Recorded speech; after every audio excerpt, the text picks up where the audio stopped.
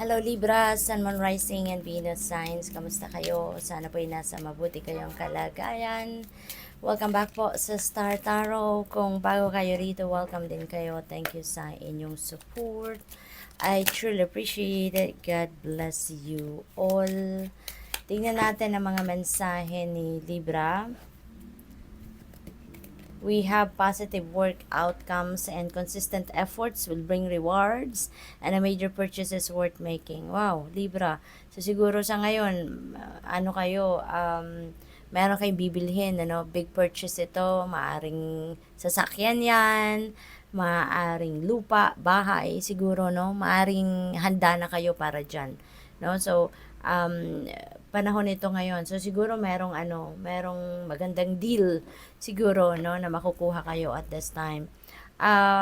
This is also a beautiful reminder para sa inyo, lalo-lalo na kung meron din kayong mga trabahong ginagawa, proyekto, mga ganon, na yung consistent effort ninyo, kung tuloy-tuloy kayo magsisipag, magpi-persevere yung mga ganon, that will bring reward, yung sipag at tiyaga ninyo will bring reward, lalong-lalo na sa inyong mga pinagkakaabalahan, sa inyong mga pinagsisikapan, what else? We have jealousy. Watch who you trust with your personal secrets. Ayan, so tignan ninyong maigi, sipatin ninyong maigi kung sino yung mga pagkikwentuhan ninyo ng inyong mga sekreto, mga importanteng impormasyon, kasi at saka mga plano or mga dreams ninyo, kasi you never know, baka yung mapagkikwentuhan ninyo, agawan kayo, 'di ba? Ng inyong mga plano, unahan kayo sa inyong mga plano, isabotage kayo sa inyong mga dreams, 'di ba? Kaya mag-iingat kayo. Huwag kayong magtitiwala ng 100% agad-agad, 'di ba? Sa mga taong nagpapakita sa inyo ng kabaitan, because you never know kung hanggang talagang sa underneath their skin talagang mapagkakatiwalaan mo sila, 'di ba? So spend time outdoors also with nature to reconnect and replenish. Ayan. So kailangan din ninyo siguro ngayon ng pahinga. Kailangan din ninyo ngayon na mag-recharge kayo, Kaya you're also being invited here to spend time outdoors, with nature, kasi nga naman yung nature spirits are very healing, very therapeutic, nakaka-relax talaga, nakaka-rejuvenate. Kaya kung safe kayo Libra, as long as you are safe, yun muna ang titignan ninyo. If you are going to be safe kapag lumabas kayo ng bahay at mag-spend spend time with nature outdoors, kung safe kayo and if you have access to that, then go for it. Otherwise, marami pa kayong ibang magagawa. Pwede kayong mag-meditate sa bahay, pwede kayong magpahinga, matulog lang, 'di ba? You can also relax with that. So we have opportunities. A stranger is about to change your life. Wow, may makikilala kayo ditong bago, merong bagong taong mamimit kayo at this time, at maaring yan ay magbago ng inyong path, sa buhay. That's going to change the course of your life din, kung sino man ito. This is also exciting times na ma-experience kayo and plenty of action. Maraming pagkakabisihan kayo, Libra.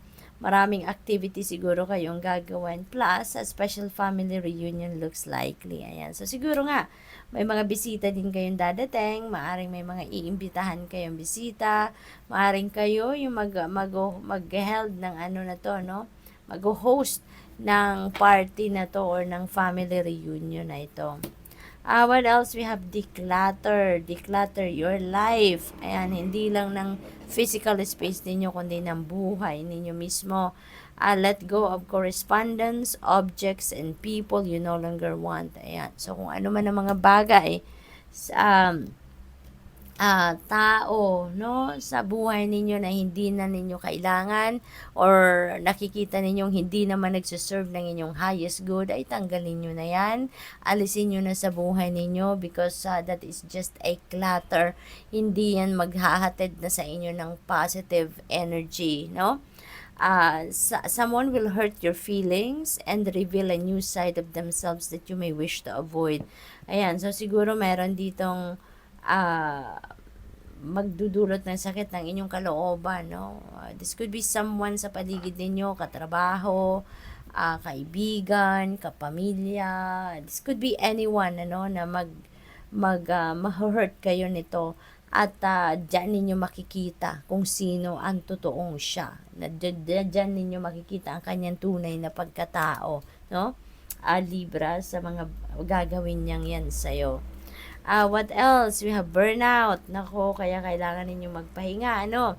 Kasi pagod na kayo. Sabi dito, your hard work will see results, no? Magre-resulta na magkakaroon ng magandang outcome yung mga pinag-e-effortan ninyo, mga ginagawa ninyo, but it will compromise your health as well. Kaya sabi dito, your health needs to be maintained. So, check in with your doctor, dentist, and health professional and try to maintain a healthy lifestyle. Ayan. So, kailangan ninyo mag-consult siguro dito sa doktor, mga dentista, or allied health professionals. No? Depende sa inyong pangangailangan. At alagaan ninyo ang inyong sarili. Okay? Pagpagod, magpahinga. 'Di ba? Yun ang gamot doon. At saka, laging kayong magsa-self-care. Always make time for self-care, no? Libra, para lagi lang kayong nasa good health. We have sexuality. Ayan, existing relationships could find a new passion and heighten sexual attraction. Ayan, so yung may existing romantic relationship na sa ngayon, ano, maaring sa ngayon mas magiging passionate kayo with your person or with each other. Maaari din na yung parang mabubuhay muli ang fire, no, sa inyong relasyon, sa inyong romance, maaaring ganon. Or kung para naman sa iba sa inyo dito, baka meron na nitong usapan na pagpapakasal, pag-aasawa, no? There is an opportunity for marriage for some of you, so congratulations. Kung single naman kayo, sabi dito, beware of temptation that could lead to trouble, no? Baka meron dito mga indecent proposal ang iba sa inyong matanggap, or maybe, alam mo yun, maging third party. So, ingat kayo dyan, ano, as much as possible, maging aware kayo sa inyong mga desisyon, no? Lalo-lalo na related sa mga relationship. For others of you naman, sabi dito, a child will also bring great joy. So, siguro ang iba, may buntes siguro sa inyo, manganganak na, or kung hindi man kayo yan, baka yung person ninyo, or baka someone close to your heart, no? Not necessarily na kayo or your person. Dito, yung buntes or manganganak, maaari din na mga mahal ninyo sa buhay, no? Or kaibigan. Yan, tumalon. Breathe. Kailangan nyo talaga na magpahinga, no? Slow down and contemplate the tea, violets, and ivy tangled around the eaves. Ayan, Libra. So, malakas ang panawagan sa inyo dito, no? Na magpahinga kayo, mag-replenish kayo ng lost energy, kasi nga, most likely, karamihan sa inyo, burnout talaga, no? Na-exhaust na siguro yung inyong lakas. Depleted na ang inyong energy, kaya you really need to breathe, okay? Kailangan ninyong huminga, kailangan ninyong umatras ng kahit saglit lang sa kung anong inyong pinagkaabalahan, at asikasuhin nyo muna ang inyong katawan. Be present. Ayan, be present in this present moment, okay?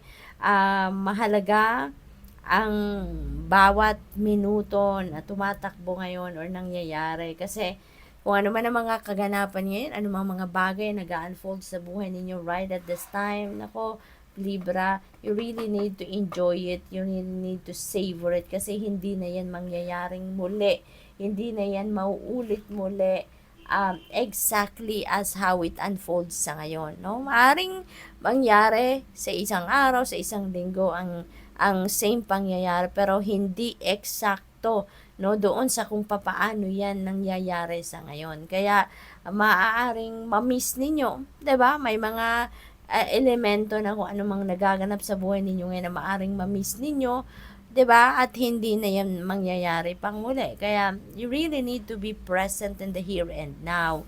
At saka yung now, no, yung ngayon, no, yung presente.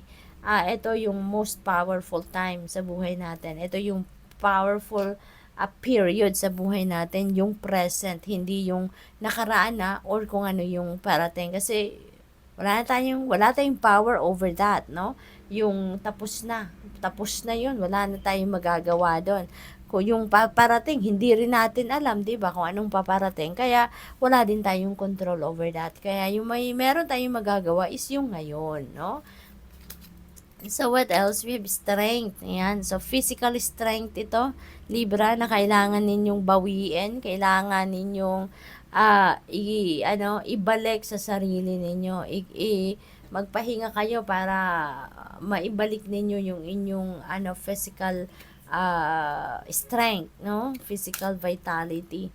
Patience. Ayan. So, sometimes, kailangan din natin na magpasensya. Alright? Hindi pwedeng magagalitin din tayo. Hindi pwedeng nag-outburst tayo kasi tayo lang din ang mahihirapan. It will backfire on us, hindi ba?